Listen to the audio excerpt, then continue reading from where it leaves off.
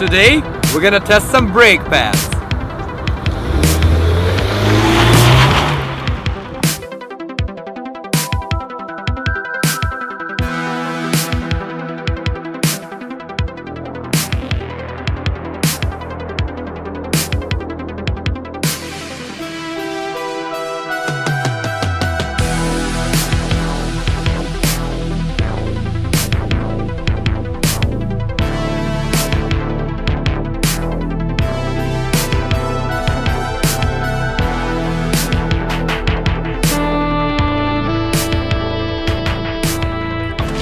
So we are here with a car that handles amazingly from stock, Evo 10, and we're trying to see what happens if you play around with brake pads while leaving everything else in the car stock.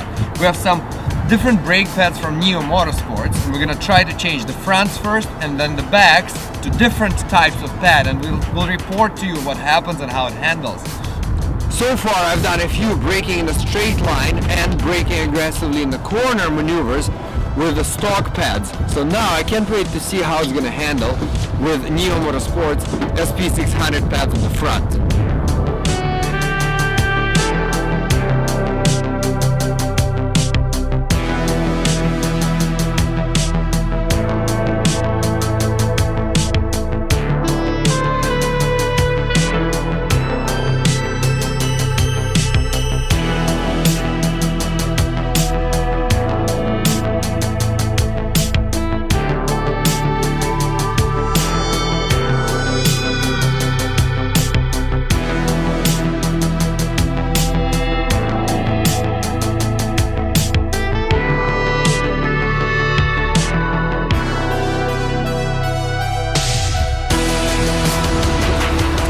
So after doing the same drills with the more aggressive front pads and the same stock pads at the back, we have 4 things to report.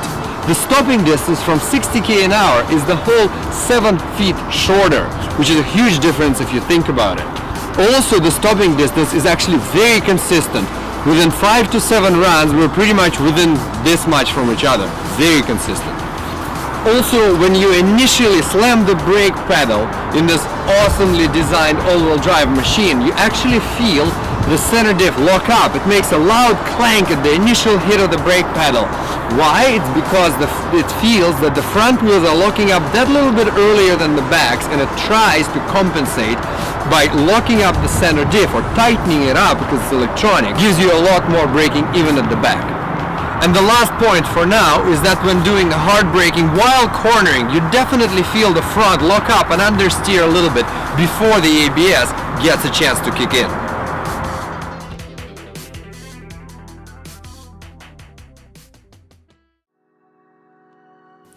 So most stock cars are set up to have more front brake bias.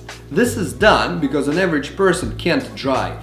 But for proper good driving, you actually want a little bit more braking force to go to the back. We tried to achieve this by putting Neo Motorsport's more aggressive pad at the back. It's called P1 and it's designed to grab earlier and also operate at a higher temperature. So even with the SP-600 pad at the front of the car, it's supposed to give us more rear brake bias.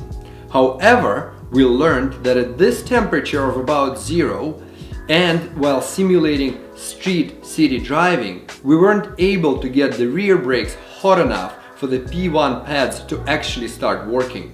And the braking distance with the P1 pads at the back wasn't as good. It was actually between having all stock pads on the car and having only SP-600 on the front.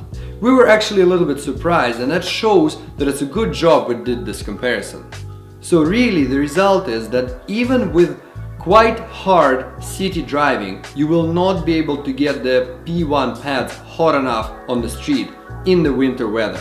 Which is a bit of a shame because, like I said earlier, it would be really cool to have more rearward brake bias. And actually, the more slippery it is, the more important it is to have some more brakes at the back, because when it's slippery, any car understeers more than on perfect conditions.